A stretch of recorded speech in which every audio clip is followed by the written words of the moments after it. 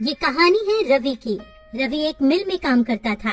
5 सालों से वो शहर की एक मिल में मजदूरी किया करता था। हेलो। हाँ बोलो रमा, कैसे फोन किया? हेलो जी, आप तो हमें गांव में लेने आने वाले थे, क्या हुआ जी, आप आए नहीं? रमा, अभी ठंड बहुत हो रही है और मेरे पास तुम्हें गांव से शहर लाने के लिए अभी पैसे भी नहीं है।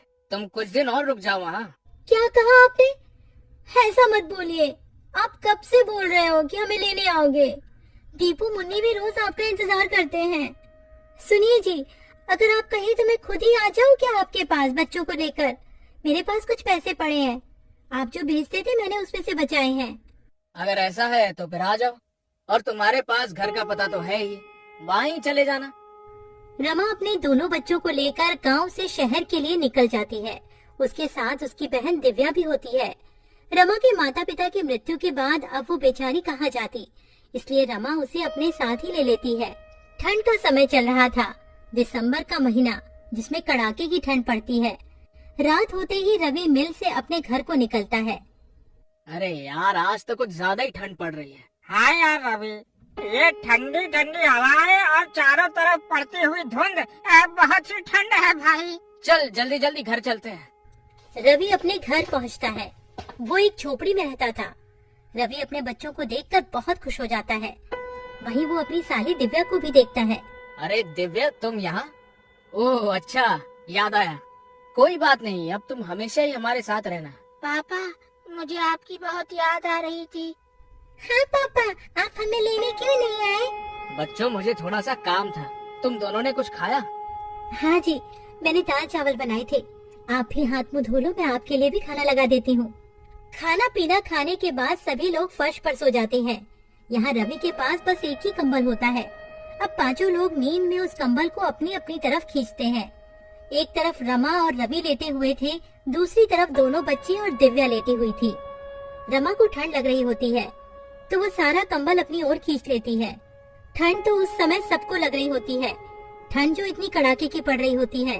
तभी रवि उठकर देखता है कि उसके बच्चे और उसकी साली दिव्या ठंड से कांप रहे होते हैं और सारा कंबल रमा ने उड़ा हुआ होता है।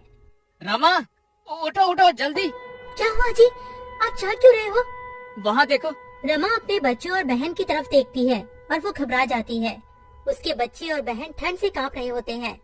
हाँ जी, आप देख क्या रहे हो? जल्दी से कंबल बच्चों पर डाल दो ना, ठंड बहुत है। रवि सारा कंबल बच्चों और दिव्या पर डाल देता है और रवि और रमा दोनों ही बिना कंबल के ठंड से ठिठुर के सो जाते हैं। सुबह रवि और रमा दोनों ही जल्दी उठ जाते हैं। रमा, तुम ठीक तो हो ना? तुम्हें सर्दी तो नहीं हो गई?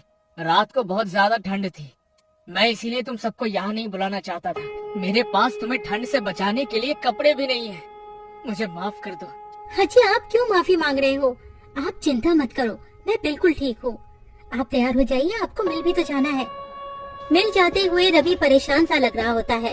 वो सोच रहा था कि मालिक से एडवांस पैसे ले लेगा, जिससे वो एक और कंबल खरीद कर ले आएगा।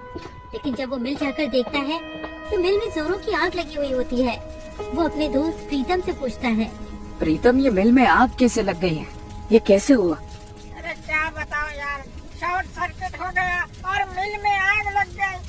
अभी मालिक आए थे, उन्होंने कहा कहीं और काम ढूंढ लो। मेरे पास इतना पैसा नहीं है कि मैं दोबारा काम शुरू कर पाऊँ। रवि प्रीतम से ऐसा सुनकर और निराश हो जाता है और सोच में पड़ जाता है कि अब तो वो इतनी जल्दी कंबल कहाँ से लाएगा। न काम है और न ही पैसे। प्रीतम, अब हम क्या करेंगे, क्या काम करेंगे? देख भाई, मेरे पास कुछ पैसे हैं, जिनसे मैं एक छोटी सी चाय की दुकान खोलूंगा। मेरे पास थोड़ी सी सेविंग्स है। तू बता, तू क्या करेगा?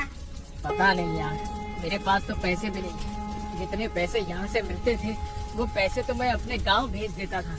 अब तो मेरे पास एक फूटी कौड़ी तक नहीं है। चल, मैं घर चलता हूँ, फिर मिलेंगे यार। रवि घर आ जाता है। उसे देखकर रमा समझ जाती है कि कुछ तो बात हुई है। रमा अभी तो कुछ नहीं कहती है। जब बच्ची और बहन खाना खा के सो जाते हैं तब रमा कहती है, क्या हुआ जी, जब से आए हो आप परेशान लग रहे हो, क्या बात है, बताओ ना मुझे। रवि रमा को सारी बात बता देता है। रमा भी रवि को ऐसे उदास देखकर खुद भी उदास हो जाती है और कहती है, हाजी आप इतना परेशान क्यों हो रहे हो, सब ठीक हो जाएगा, भगवान पर भरोसा रखो।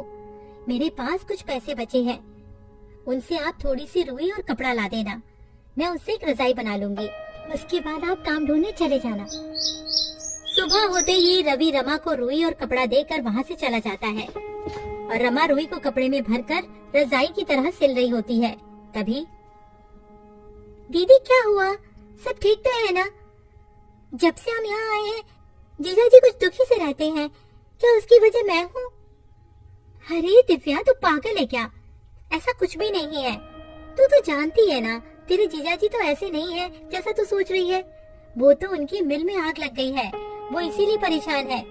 तू ज्यादा अपना दिमाग मत चला। हाँ जाकर अब अपना काम कर। रमा एक सुंदर सी रजाई बना देती है। उधर रवि पूरे दिन यहाँ वहाँ काम ढूंढता है पर उसे कोई काम नहीं मिलता है। वो निराश होकर घर आ जाता है। रवि घर आकर देखता है रमा ने एक सुंदर सी रजाई बना ली होती है। अरे वाह रमा, तुमने तो बहुत ही सुंदर रजाई बनाई है। अरे तुम तो बहुत ही अच्छी रजाई बनाती हो। जी, वो गांव में खाली समय में मैंने रजाई बनाना सीख लिया था। आप बताइए कहीं काम मिला क्या आपको? नहीं रमा, बहुत ढूंढा पर कहीं कोई काम नहीं मिला। कल फिर जाऊंगा, देखते हैं कहीं कुछ न कुछ काम मिल ही जाएगा। रमा बच्चों को नई रजाई में सुला देती है और खुद दोनों मियाँ बीवी पुराने कंबल में सो जाते हैं। अगले दिन रवि का दोस्त प्रीतम रवि का हाल पूछने उसके घर आया हुआ होता है। तभी अरे वाह रवि, ये रजाई तो बहुत अच्छी है, कहाँ से लाए हो? अरे प्रीतम, मैं ये कहीं से लाया नहीं हूँ। ये रजाई तो तेरी भाभी ने बनाई है। क्या कह रहे हो? ये रजाई भाभी ने बनाई है? भाई ये तो बिल्कुल वैसे ही रजाई है जो दुकानों में मिलती है। अरे वाह भाभी जी, आप तो बहुत ही बड़ी कलाकार हैं। अरे तू वो सब छोड़, ये बता तेरी चाय की दुकान का क्या हुआ? हाँ भाई, मैं इसीलिए तो आया हूँ। मैंने हाईवे पर एक चाय का स्टॉल खोला है। तू बता तेरा क्या हुआ, कहीं पर काम मिला कि नहीं? नहीं भाई, अभी तो मुझे कहीं भी कोई काम नहीं मिला। मिल जाएगा, वैसे भी मैं ढूंढ तो रहा ही हूँ। अच्छा, आप भाभी एक रजाई मेरे लिए भी बना देना, मुझे ये रजाई बहुत पसंद आई है। जी भाई साहब, मैं आपके लिए भी कैसी ही रजाई बना दूंगी, आप ले जाना। अच्छा रवि, तुम एक काम क्यों नहीं करते हो? क्यों ना तुम रजाई बेचना शुरू कर दो। भाभी जी बहुत अच्छी रजाई बनाती है, लोग खूब खरीदेंगे ऐसी रजाई। तुम बोल तो ठीक ही रही हो, अभी तो मेरे पास कोई और काम नहीं है और ठंड भी बहुत पड़ रही है। चलो ऐसा ही करके देखता हूँ कुछ दिन। पर प्रीतम, मैं ये रजाई बेचूंगा कहाँ? हाईवे पर मेरे चाय के स्टॉल के पास तुम भी रजाई बेच सकते हो। पर प्रीतम, एक और दिक्कत है, मेरे पास पैसे भी नहीं है सामान लाने के लिए। अरे तुम चिंता मत करो, ये लो पैसे, इनसे तुम सामान ले आना है। ठीक है, फिर मैं आज ही रजाई बनाने का सामान ले आता हूँ। क्यों रमा, ठीक है ना? आप जैसा भी कहो, मैं तो आपके साथ कोई भी काम करने को तैयार रहती हूँ। रवि और प्रीतम दोनों चले जाते हैं। रवि बहुत सारी रुई और कपड़ा घर ले आता है। उसके बाद रमा रजाई बनाने का काम शुरू कर देती है। रवि के साथ साथ रमा की बहन दिव्या भी उसकी मदद कर रही होती है और बच्चे भी रजाई में रुई भरने में लगे हुए होते हैं। 2 से 3 दिन में सबने मिलकर 10 रजाइयाँ बना ली होती है और रवि सारी रजाइयाँ लेकर हाईवे पर प्रीतम के बगल में ही बेचने लगता है और देखते ही देखते उसकी रजाइयाँ बिकने लगती हैं। वो रजाइयाँ बहुत सुंदर लग रही होती हैं, जिसकी वजह से लोग खरीदने आ रहे होते हैं। देखा तुमने रवि, बिक गई ना सारी रजाइयाँ। अब तो बस रजाइयाँ बनाते रहो। रवि घर जाकर रमा को सारी बात बता देता है। रमा बहुत खुश हो जाती है और रवि और रजाइयाँ बनाने की तैयारियां करने लगता है और रवि का रजाइयों का कारोबार खूब अच्छा चलने लगता है। इस तरह रवि अपना खुद का काम करने लगता है और अपने परिवार की सारी जरूरतों को पूरा करता है।